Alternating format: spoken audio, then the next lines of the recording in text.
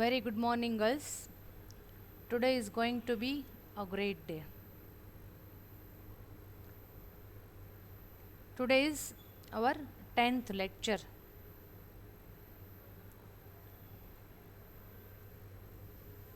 We have started computer fundamentals, and in the previous lecture, in the last lecture, we have started discussion on classification of computer. I hope all of you have written it so that it will be available with you right now. એક question પૂરો ન થાય ને જ્યાં સુધી discussion કરવાનો ત્યાં સુધી કન્ટેન્ટ સાથે રાખશો તો તમને મજા આવશે. કારણ કે હું તો ઓરલી બોલીશ જ કે આપણે પ્રીવિયસ લેક્ચરમાં શું કર્યું હતું, પણ તમારી સામે હશે તો તમને વધારે સમજાશે. ક્લાસિફિકેશન ઓર ટાઈપ્સ ઓફ કમ્પ્યુટર્સમાં basically 3 types are there: analog computer, digital computer and hybrid computer. From that we have discussed analog computer in previous lecture. Analog computer measures the physical quantities which are continuously changeable, manipulates the quantities and gives you the result on a screen, on a small screen. Generally, analog computers are mechanical devices. Next was digital computer. The computers which we are using are called digital computer.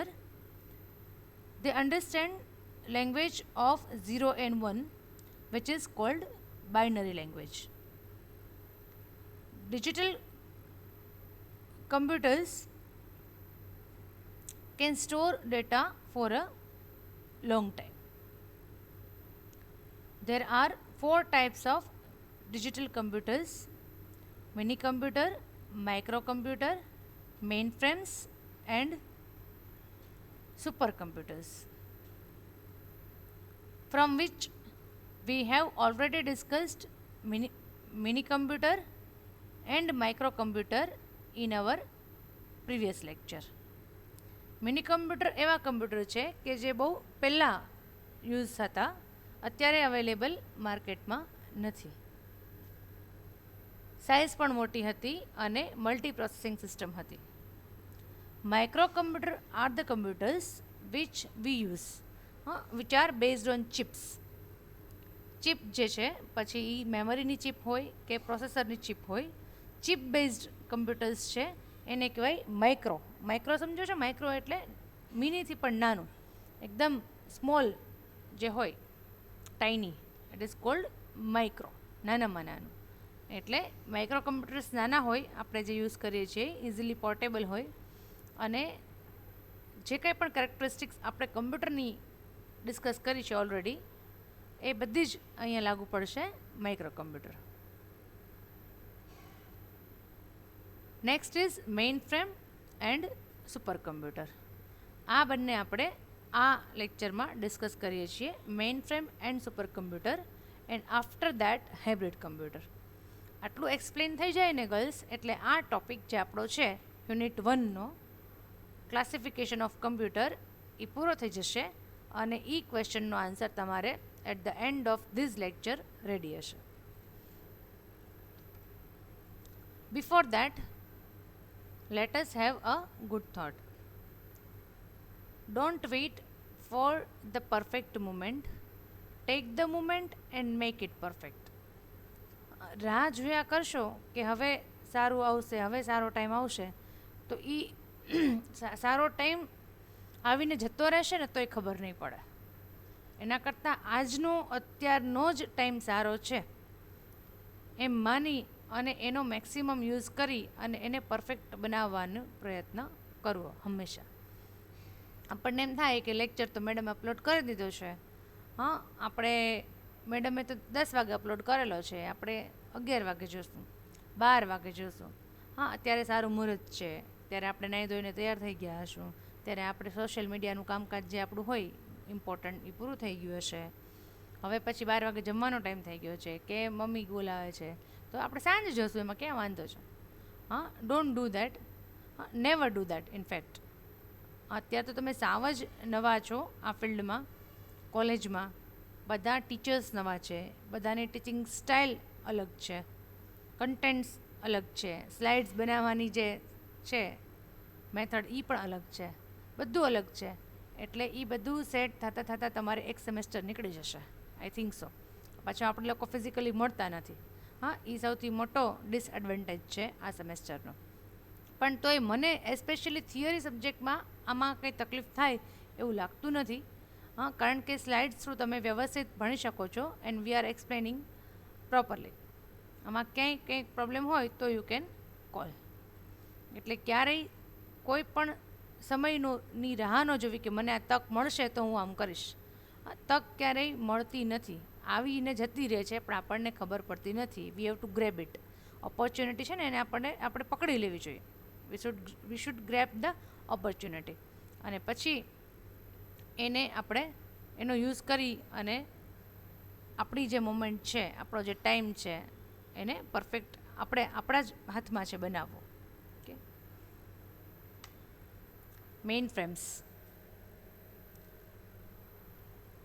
Mainframes are high performance computers used mainly by large organizations for critical applications. એકદમ critical application હોય, જેમાં suppose nuclear science છે કે weather forecasting છે કે એવું, જેમાં ઝીણામાં ઝીણું વસ્તુ તમારે જોવાની હોય ગવર્મેન્ટ લેવલે, એકદમ નાનામાં નાનું યુનિટ કન્સિડર કરવાનું હોય, ત્યારે મેઇન ફ્રેમ યુઝ થાય છે. They process data at very high rates of speed. એકદમ ફાસ્ટ ડેટા, કારણ કે એની પાસે લાર્જ એટલે ક્રોર્સમાં ડેટા હોય, ક્રોર્સમાં એટલો બધો ડેટા હોય છે. ફોર એક્ઝામ્પલ, આખા ઇન્ડિયાના જેટલા લોકો છે, આખા ઇન્ડિયામાં કેટલા છે હા, 130 કરોડ લોકો છે, એ બધાનો ડેટા હોય અને they want to process it somewhere. તો એના માટે ઓબ્વિયસ છે કે બહુ હાઈ સ્પીડ પીસી હોય, કમ્પ્યુટર હોય તો જ વર્ક થઈ શકે. એટલે mainframes are used for such high data requirement. These are expensive computers capable of supporting hundreds of or thousands of users. Of course, expensive તો હોવાનું જ છે, કારણ કે it supports hundreds or thousands of users. એટલે એક જ computer છે, એનો યુઝ આટલા બધા લોકો કરી શકે એકસાથે. એટલે યુ કેન, એમાં એવું હોય કે એકસાથે, એટલે તમને એમ થાય કે હું એક કમ્પ્યુટર ઉપર વર્ક કરું છું તો એકસાથે 4 જણા કેમ વર્ક કરે, પણ એમ ના હોય. Processing power is one. પછી તો એનું એક યુનિટ છે એ સપોઝ દિલ્હીમાં છે, બીજું બોમ્બેમાં છે, ત્રીજું બેંગ્લોરમાં છે, ઇટ ઇઝ પોસિબલ. પણ જે મેઇન પ્રોસેસિંગ છે, પ્રોસેસિંગ પાવર, સ્ટોરેજ કેપેસિટી, બધું એક જ કમ્પ્યુટરમાં છે. It is called main frame. They are quite big in size and generate much heat, so require air conditioning. Of course, એટલી મોટી સાઇઝ હોય, જેમ સાઇઝ વધારે હોય એમ હીટ જનરેશન વધારે થવાનું જ છે.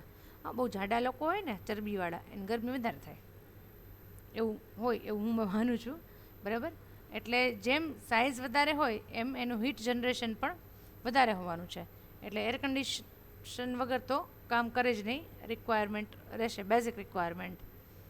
અત્યારનો જે આપણું જે એટમોસ્ફિયર છે, જે આપણે જ ક્રિએટ કરેલું છે પોલ્યુશન કરીને અને બધા ઝાડને તોડીને, એમાં તો નોર્મલ હ્યુમન બિંગ, તમારા લોકો જેવા માટે પણ હવે એર કન્ડિશનિંગ છે એ એક રિક્વાયરમેન્ટ થઈ ગઈ છે. It is no more a luxury now.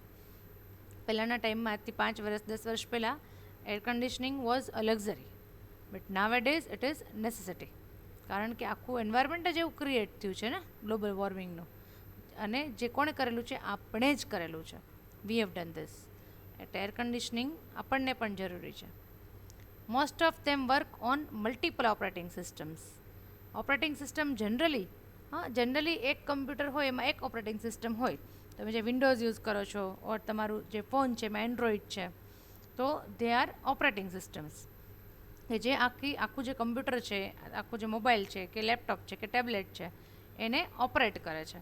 It allows the user two operate your machine, એને કહેવાય ઓપરેટિંગ સિસ્ટમ.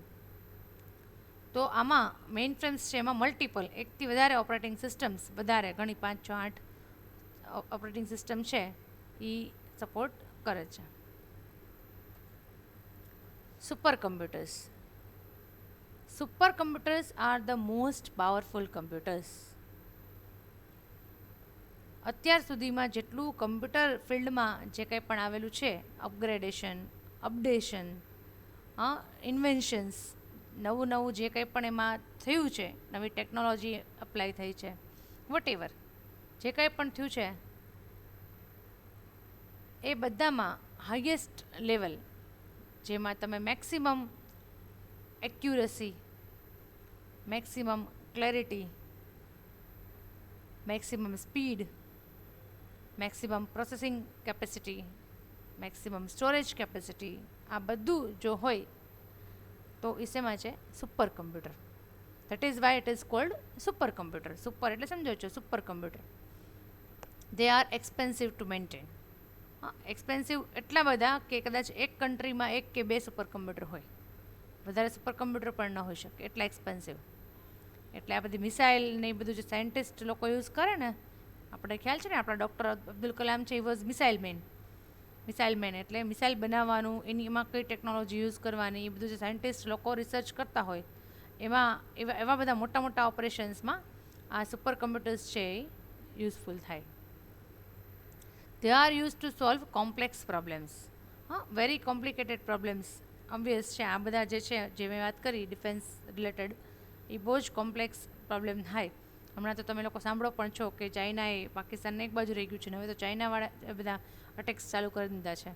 તો એ જે બોર્ડર લેવલે આ બધું કરવું મેનેજ, કે ઇઝી નથી. It is very very tough task. Uri movie બધાએ જોયું હશે એટલે તમને ખ્યાલ છે કે ત્યાં કયા લેવલે કામ થતું હોય છે. તો આવું બધું હોય એના માટે super computers are very useful. The speed is more than 100 million instructions per second. એક સેકન્ડમાં 100 મિલિયન, એટલે વિચારી શકો કે કેટલી ઇન્સ્ટ્રક્શન્સ એ પ્રોસેસ કરી શકે. આપણે આપણી જાતનું વિચારીએ, મારું ને તમારું, તો એક સેકન્ડમાં તો આપણે અડધી ઇન્સ્ટ્રક્શન ફોલો ન કરી શકીએ, અડધી, હાફ પણ નહીં. આ 100 મિલિયનની વાત કરું છું ને, એક ઇન્સ્ટ્રક્શન આપણેથી ફોલો ના થાય. એક સેકન્ડમાં શું થાય? એક સેકન્ડ તો આમ ચપટી વગાડીને સેકન્ડ જતી રહે ને, આપણને ખબર જ છે. પણ વિચાર કરો કે આ કેટલું પાવરફુલ કમ્પ્યુટર હશે કે આટલું ફાસ્ટ પ્રોસેસિંગ થાય છે. India had developed one super computer in 1998 named, યા ટાઈપિંગ મિસ્ટેક છે, નેમ્ડ એઝ પરમ 1000. પરમ 1000 નામનું એક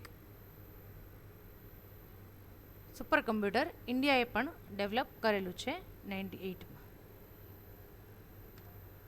So, digital computer gets over here. Under digital computer, we have discussed mini computer, microcomputer, mainframe computers, and supercomputer. Next type of computer is hybrid computer. I repeat, 3 types of computers are there: analog, digital, and hybrid.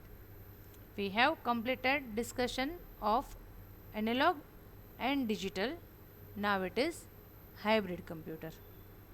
Hybrid વર્ડનો meaning ખબર છે? Combination હોય ને એને hybrid કહેવાય. એને hybrid કહેવાય. Hybrid word છે ને ખેતરમાં યુઝ થાય. આમાંથી કોઈના ઘરે ખેતી હશે તો ખ્યાલ હશે કે એક દેશી ખાતર હોય અને એક રાસાયણિક ખાતર હોય. એ બેયનું કોમ્બિનેશન કરે. ક્યારેક કોઈ ખેતરમાં દેશી ખાતર યુઝ કરતા હોય, ક્યાંક કઈ જગ્યાએ રાસાયણિક યુઝ કરતા હોય વિદેશી. એ બેયનું કોમ્બિનેશન કરી અને ભેગું કરીને જે ખાતર બને ને એને કહેવાય હાઇબ્રિડ. તો આ કમ્પ્યુટર છે એમાં પણ એવું આ ટર્મ એટલે એક્સપ્લેન મેં કર્યું કારણ કે આમાં પણ સેમ ટર્મ છે કે બેનું કોમ્બિનેશન કરેલું છે. કોના બેનું? Analog and digital technology. So hybrid computer is a combination of analog and digital computer. બંને નું કોમ્બિનેશન કરેલું છે. એટલે આપણે રિવાઇઝ કરીએ થોડું કે એનાલોગમાં શું હતું, તો કે એનાલોગમાં ફિઝિકલ જે છે એ મેઝરમેન્ટ લઈ શકતું હતું કમ્પ્યુટર, જે ડિવાઇસ છે એ. અને ડિજિટલમાં શું છે, તો કે તમને ડિજિટલી સ્ક્રીન ઉપર બધી જ ઇન્ફોર્મેશન મળે ડિજિટલ ફોર્મેટમાં. આવું હતું. હવે આ જે છે હાઇબ્રિડ, એમાં બેનું કોમ્બિનેશન છે. કોમ્બિનેશન મીન્સ કે આ પણ કરી શકે, ફિઝિકલી ડેટા પણ લઈ શકે, એને પ્રોસેસ કરીને તમને દેખાડી પણ શકે. એટલે આ મારા ખ્યાલે આપણે જે ડિજિટલ થર્મોમીટરનું મેં જે તમને એક્ઝામ્પલ આપ્યું હતું ને, digital thermometer, it is example of hybrid. કારણ કે એ તમને એનાલોગ એટલા માટે નથી, કેમ કે એ તમને એનાલોજિકલી નથી દેખાડતું. તો પહેલાં જૂના જમાનામાં ખ્યાલ હોય તો પારાવાળા થર્મોમીટર આવતા, હજી કોઈના ઘરે હશે, કેવા પારો આવે, કે એને એનાલોગ કહેવાય. કારણ કે તમને ફિઝિકલી માપે પણ છે ને દેખાડે પણ ફિઝિકલી જ છે. જ્યારે આ જે છે ને એમાં તમને ફિઝિકલી માપે પણ સ્ક્રીન હોય, સ્ક્રીન ઉપર દેખાડે. એટલે રિઝલ્ટ શેમાં આવે? ડિજિટમાં આવે. It contains features of both types of computers. બંને એનાલોગ અને ડિજિટલ બંનેના ફીચર્સ આમાં હાઇબ્રિડમાં આવે. These type of computers are capable of input and output in digital and analog signals. બંને ટાઈપના સિગ્નલ્સ એટલે ઓન ઓફ પણ સમજી શકે, 0101, અને એનાલોગ સિગ્નલ્સ એટલે કે ફિઝિકલ સિગ્નલ્સ પણ સમજી શકે. They provide cost effective method of performing complex problems. Cost effective methods, હા, ખાલી મેથડ નહીં કે આ કોમ્પ્લેક્સ પ્રોબ્લેમને સોલ્વ કરી શકે એટલું જ નહીં, પણ કોસ્ટ ઇફેક્ટિવ એટલે ઓછા રૂપિયામાં જાજુ કામ, એને કહેવાય કોસ્ટ ઇફેક્ટિવ. એક્ઝામ્પલ ઓફ સચ computers is life support system in ICU. I hope કે તમે કોઈ હોસ્પિટલ ન ગયા હો ક્યારેય, કોઈને જોવા માટે પણ ન ગયા હો. હા, પણ આપણે મૂવીમાં જોયું હોય છે કે ICU હોય ને, ICU એમાં લાઈફ સપોર્ટ સિસ્ટમ લગાડેલી હોય. અત્યારે તો બહુ બધાને લગાડે છે, વેન્ટિલેટર ને બધું. કોરોનાના પીરિયડમાં તો ખ્યાલ છે કે કેટલા બધાને વેન્ટિલેટરની જરૂર પડી. પણ નોટ ઓનલી વેન્ટિલેટર, એ સિવાય પણ આખી લાઈફ સપોર્ટ સિસ્ટમ હોય કે વિચ ઇઝ 100% કમ્પ્યુટરાઇઝડ. એમાં હ્યુમન ઇન્ટરવેન્શન આવે જ નહીં. એટલે કે ક્યાંય માણસ જે છે એણે ઇન્ટરફિયર કરવું જ ન પડે. અમુક કલાક સુધી આખી સિસ્ટમ કમ્પ્યુટરાઇઝ જ ચાલે. હા, જે આપણે મૂવીઝમાં ઘણી વખત જોઈએ છીએ. હા, એકદમ આપણા ક્લાઇમેક્સ હોય ને ત્યારે સીન ક્રિએટ કરે કે જે મોનિટર રાખેલું હોય પેશન્ટના બેડની બાજુમાં, એમાં બધા સિગ્નલ્સ આમ ઉપર નીચે થતા હોય. હા, they are called analog signals. કે એનું હાર્ટબીટ દેખાડે ને, એનું સુગર લેવલ દેખાડે ને, એનું બ્લડ પ્રેશર લેવલ દેખાડે ને, એ બધું ઓક્સિજન લેવલ દેખાડે ને, એ બધું એક જ મોનિટરમાં દેખાડે. તો how does it work? How does it work? It is the best example of hybrid computer. કે જે બોડી છે પેશન્ટનું બોડી, એમાંથી બધો ડેટા કલેક્ટ કરે છે. બધો ડેટા ક્યાંથી કલેક્ટ કરે છે? પેશન્ટના બોડીમાંથી. હાઉ? તો કે in the form of heartbeats, in the form of temperature, in the form of sugar level, in the form of cholesterol level, in the form of oxygen level. બધો જ data collect કોણ કરે છે? Computer. એટલે કે આખી જે system છે એ સિસ્ટમ છે, એ હાઇબ્રિડ કમ્પ્યુટર જ કહેવાય એને. તો એ બધો ડેટા કલેક્ટ કરે છે અને પછી ક્યાં દેખાડે છે? એને આખું મેન્યુપ્યુલેશન કરી એને ડિજિટલ ફોર્મેટમાં દેખાડે ને. ઓક્સિજન તો આપણા બોડીમાં ફિઝિકલી હોય, આપણે ઓક્સિજન લઈએ છીએ અત્યારે તો ફિઝિકલ આવે છે. એ ક્યાં તમને એમ દેખાય છે કે મેં 2 યુનિટ લીધા ને, 4 યુનિટ લીધા ને, 10 યુનિટ લીધા ને, હવે અત્યારે 5 મિનિટ મેં શ્વાસ લીધો ને તો મારા શરીરમાં 10 યુનિટ ઓક્સિજનના ગયા? Do we calculate? આપણને એવી ખબર પડે છે? એવું કેલ્ક્યુલેશન કાંઈ છે ઓક્સિજનનું? નથી, because it is physical. Oxygen જે આપણે લઈએ છીએ વાયુ, એ કેવો છે? ફિઝિકલ છે. એટલે આપણા બોડીમાં ઓક્સિજન લેવલ શું છે એ ઇનપુટ લઈ અને પછી એને શેમાં કન્વર્ટ કરે છે? ડિજિટલમાં. અત્યારે તો ઓક્સીમીટર બધા આવે છે, બરાબર? એટલે એ શેમાં કન્વર્ટ કરે છે? ડિજિટલમાં. અને પછી તમને ક્યાં દેખાડે છે? On the screen. And not only that, I tell you girls, life support system છે એટલે કે હાઇબ્રિડ કમ્પ્યુટર છે, એ ખાલી એટલું જ નથી કરતું કે તમને ડેટા લઈ અને સ્ક્રીન ઉપર દેખાડે. બટ જે ICU હોય ને, જેમાં આ સિસ્ટમ હોય જે પેશન્ટને, તો એ લોકોની જે ડ્રગ છે, દવા છે, એ પણ એના જે બાટલા હોય કે સિરિંજ હોય કે જે કંઈ પણ એમને ઇન્સર્ટ કરેલું હોય બોડીમાં, એમાં ઓટોમેટિકલી મૂકેલું જ હોય બધું જ. અને એ જે તમારી કમ્પ્યુટર સિસ્ટમ છે, life support system, it will decide કે ભાઈ હવે આને ઓક્સિજન લેવલ છે એ ઘટી ગયું છે, તો આટલા ઓક્સિજનની વધારે જરૂર છે, તો ઓટોમેટિક એનું લેવલ વધારી દે. હવે અત્યારે ઓછું જરૂર છે તો ઓટોમેટિક એનું લેવલ ઘટાડી દે. કે અત્યારે એનું સુગર લેવલ ઘટી ગયું છે તો ઓટોમેટિક ગ્લુકોઝના જે છે સિરિંજી ચાલુ થઈ જાય. હવે વધી ગયું છે તો સ્ટોપ થઈ જાય. Everything is automatic. એને કહેવાય real time system. It is called real time system. આખું ઓટોમેટિક સિસ્ટમ હોય. અને it is the best example of hybrid computer. કારણ કે એમાં ફિઝિકલી ડેટા લે છે, ડિજિટલી દેખાડે પણ છે, not only that, accordingly decision લઈ અને મેડિસિન પણ પ્રોવાઈડ કરે છે પેશન્ટના બોડીને.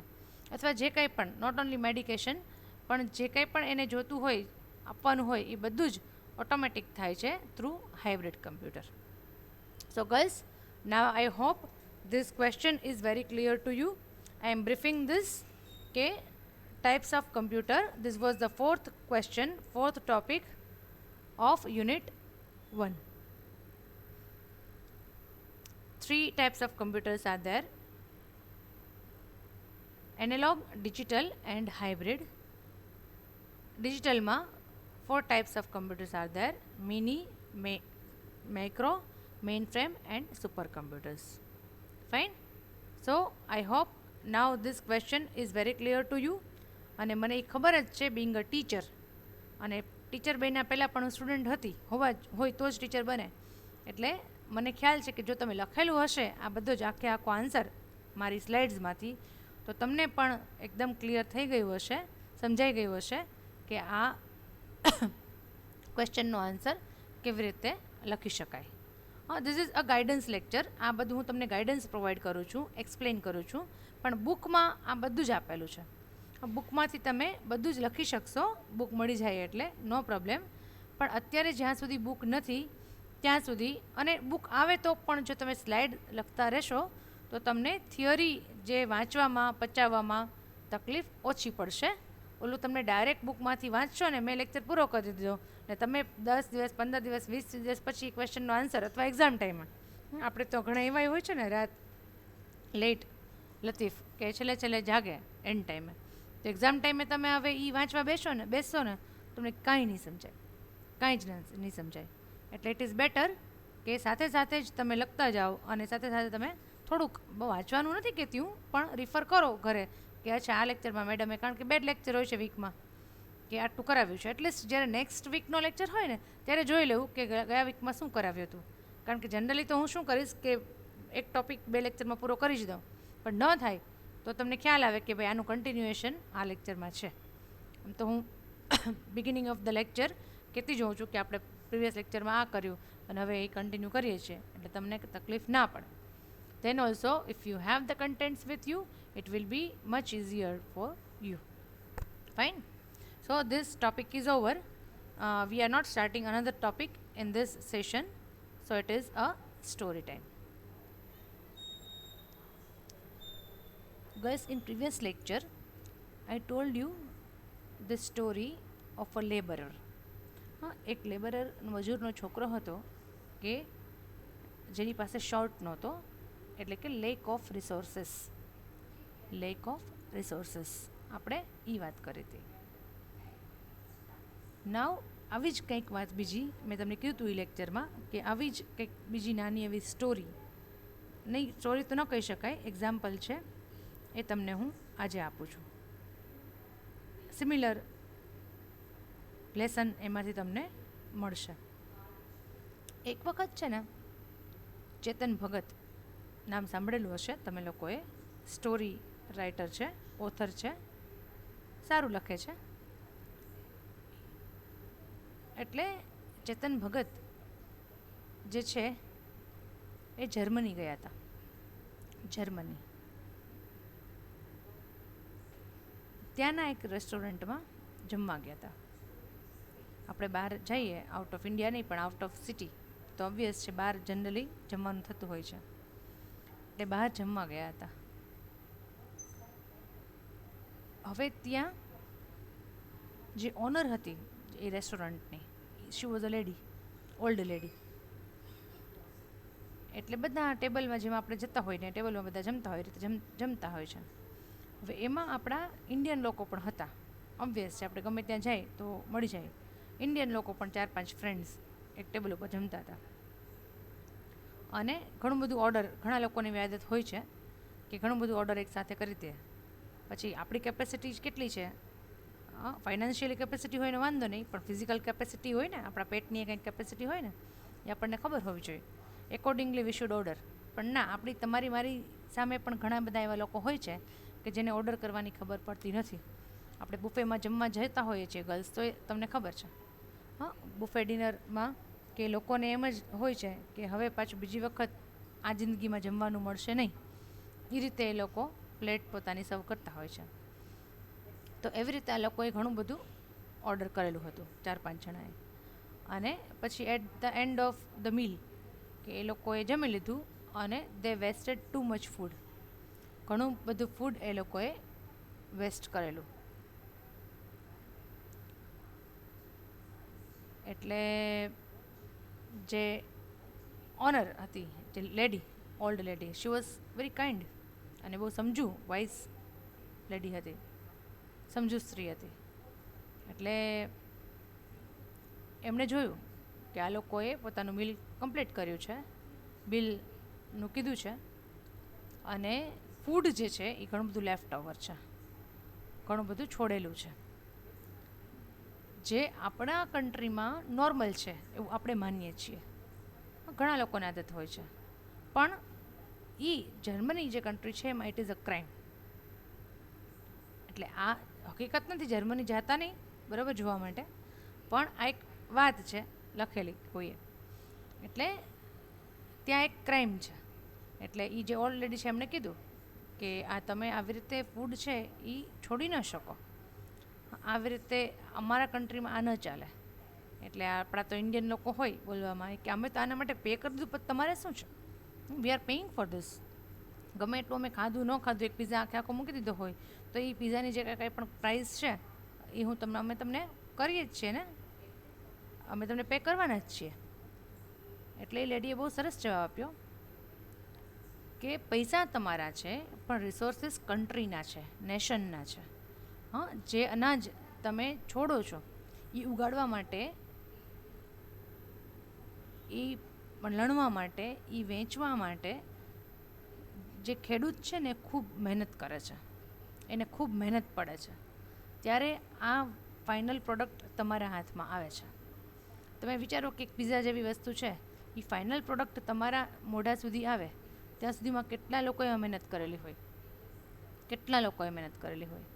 આ બધી જ મહેનત છે એ નકામી જાય તો કન્ટ્રી જે છે, જે નેશન છે, એને બહુ મોટું નુકસાન થાય. જ્યારે કોઈ પણ દેશ હોય એના લોકોની મહેનત જો નકામી જાય, વેસ્ટ પડે, તો એ આખા દેશ માટે બહુ નુકસાન કરતા હાર્મફુલ છે.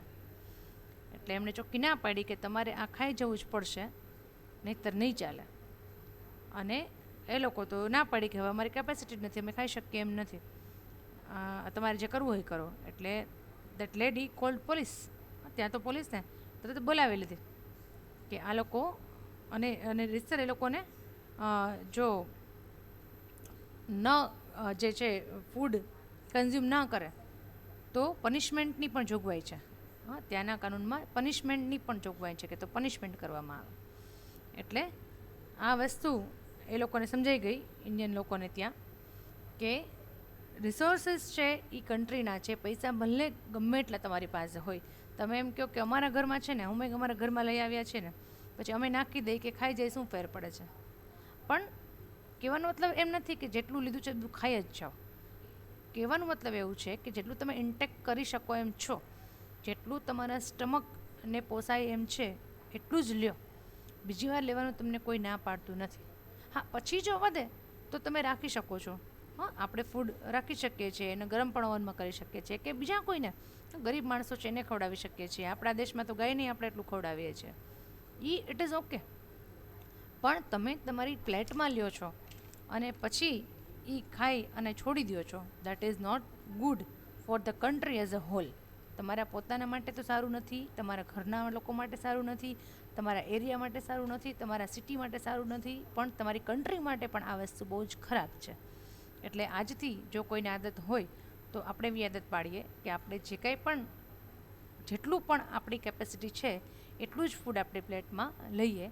પછી પ્લેટની કેપેસિટી હોય તો વી કેન કન્ઝ્યુમ મોર. કારણ કે આ એક ફૂડ આપણા સુધી આવ્યું એમાં બહુ બધા લોકોને, એસ્પેશિયલી ઘરનું ફૂડ હોય તો આપણા મધરને ખૂબ મહેનત પડી છે આ એ વસ્તુ કરવામાં. એટલે રિસોર્સિસ ક્યારેય નકામા જવા જોઈએ નહીં. Fine. I hope you enjoyed the story. In the next lecture, we shall start a new topic. Till then, take care of yourself. Thank you all. Goodbye.